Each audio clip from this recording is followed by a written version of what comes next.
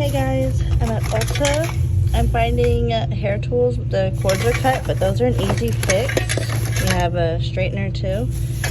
And then also we've got full, what is this? Shampoo. We have a couple of them. We got a palette. See? Kim Kardashian, I think. I think there's another one in here. Hey guys, I'm out dumpster diving and I just found this broken harvest gathering candle. It's pretty broken, but it came wrapped in a cool little cellophane bag, so win-win. Hey guys, I'm at Burlington. I just found this cute little shelving thing. It did get warped from the rain. It was $50. It's actually pretty cute. You guys, look at the side of my Burlington. This is crazy. There are a few things. These look really battered and used already. I don't know if somebody returned these. But we have some lanterns. They're like rusty. Might take them. There's two of them. There's some kind of little Halloween thing. Oh, he's just broken right there, but I could put some fake flowers on there. Another one. They're from Burlington, but they looked pretty used.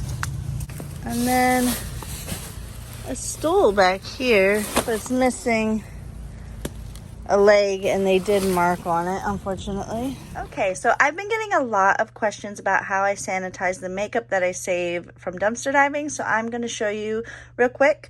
These are two KK Beauty eyeshadow palettes that I just found at Ulta in that previous little clip, and I'm going to show you how I clean them up. This is Kim Kardashian's brand, and this is the inside. As you can see, they put tape over the eyeshadows, so we have to take that tape off first, and then I'm going to disinfect everything. And then here is the other one. No, they're not the same, but they look very similar. As you can see, they put a lot of tape on the palettes so they cannot be finger swatched or tested at Ulta. So we have to take the tape off, and hopefully it doesn't damage the eyeshadow or the eyeshadow palette. Here's the inside real quick. And they do look a little messy, but that's only because people have been like pressing on the tape and pressing into the eyeshadows. So it gets very stuck to the tape. So I'm going to go ahead and start peeling off the tape. This is probably the hardest part of it all because you don't want to ruin the packaging. Sometimes it comes off super easy, sometimes it doesn't. So there we go. Sorry if I'm not getting it in good frame. Trying not to. Oh, one did not make it. You could definitely scoop that up and put that back in there. I might do it. I might not. Just depends on how I'm feeling. So yes, one shimmer was broken. And here's the back. We're just going to go ahead and then look at it. It's got all the eyeshadows right there. So yes, we did have one casualty. You could definitely go ahead and just pop it back in there. And I think for the sake of the video, I will just show you also how I do repress broken eyeshadows. Let's move on to this palette. Let's get a good hold of this one. Oh, very slow. Oh, oh. Okay, it didn't come off even, but we have no broken ones.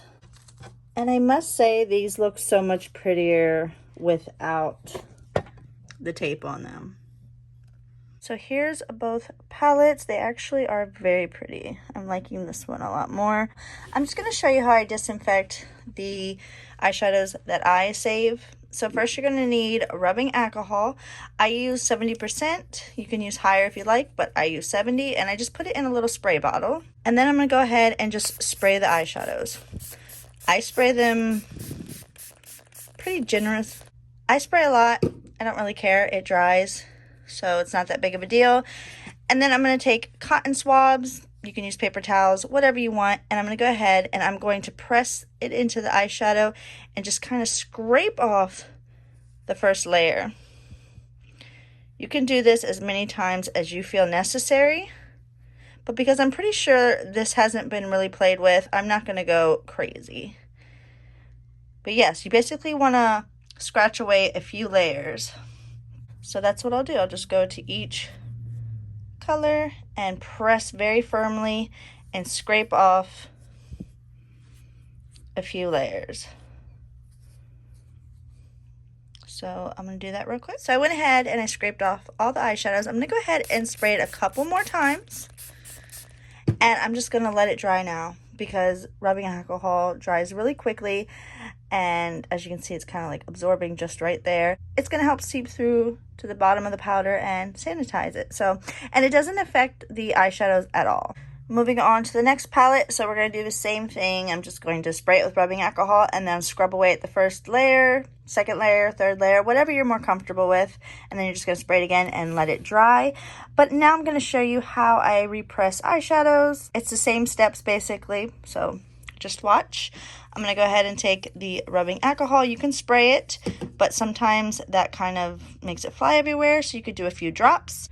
A little pour like this. Like that. And then you want to take something to kind of mush the eyeshadow together. This works super good with shimmers and glitters just because it's already kind of creamy and condensed, but it does the same with mattes and everything else. So you want to get it saturated with the rubbing alcohol and just kind of press it all together into like a mushy consistency. I mixed it all up, and now I'm going to just take one of the cotton swabs and I'm going to press very firmly into the pan.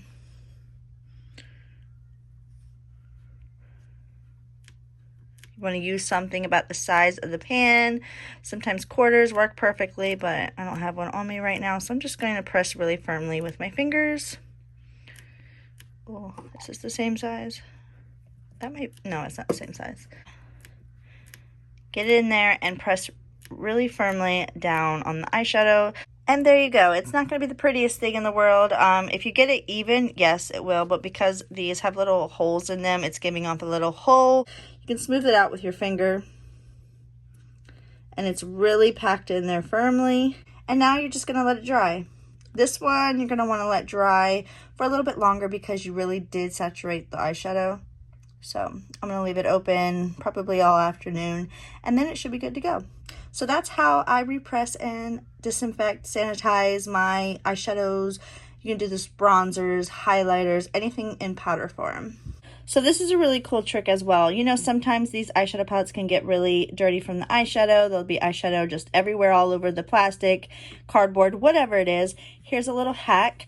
Take a makeup wipe, or you can take like a disinfecting wipe, wrap it around something completely flat. You're going to pull it, and you're just going to go ahead and slide it across the palette like this. It doesn't affect the eyeshadow pans at all. It just glides over it and it cleans off all the eyeshadow. So it's time for more making candle footage. So my collection is getting a little bit crazy. I take all these and I stock them in here. I have candles over here. I have candles right here. I have candles just thrown in this bin. Some of them haven't even been like deglassed yet. I have to do stuff with them. I just have them sitting around in bags. So it's time to start making some candles. Yeah, so let's do this. I'm gonna make some candles. So let's get to it. All right, so I picked out 4 candles. We're gonna chop them up. You wanna be really careful. I'm doing it on top of a piddle pad so I don't make a lot of mess. You're gonna wanna take all the wicks out of the candle first. That way you can reuse the wicks for whatever candles you're making, and they pop out pretty easily. And we're going to start chopping these bad boys up. Be careful. Usually you just stab it up top first, and then it starts to crumble and break apart. The smaller the pieces, the easier the wax is to melt down. So I try to get them as little as possible. Here we have them. So I'm doing 2 different scents. I'm doing vanilla mint chocolate, I believe it is, and then the other 2 are vanilla candles. So it's going to smell so good. Kind of like thin mint and vanilla.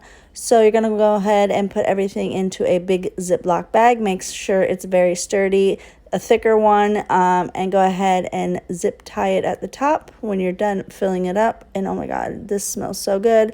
I'm going to put it into a pot. You don't want it high boiling, but you want it about medium boiling. And I'm going to use this pot that I found. This is just like a cake pan. I have so many of these. I found this one recently. So I'm going to use this to make a really big candle. I'm going to take the wicks that I pulled out and I'm going to go ahead and place them into the pan. I put about 6 wicks because it's a pretty big candle, and I put them in there evenly. Make sure they're sticky. And then it's melted down. I'm going to go ahead and pour the wax into the candle. And it came out greener than I thought, but that's okay. It's like spooky season, so it could be like a spooky, I don't know, slime color. And this is it setting. It looks so cool that way. It kind of looks like Jello. And this is it almost fully set, but I'm going to go ahead and decorate the top. Here's little crumbles of the candles that I chopped up. I'm going to sprinkle it on top. And then I'm also going to add a little mixture of glitter that I mixed together. You don't want too much glitter in there, but I went ahead and put a few little sprinkles of glitter on there too. I'm going to go ahead and just sprinkle the glitter on top. I've had no problem burning candles with glitter. Some people say it's dangerous. I've had no problem, but you always want to make sure you're watching your candles when they're lit. You never leave them alone. So here is the finished product. I'm going to cut the wicks in a little bit when it hardens a little bit more, but I'm really happy with how it came out.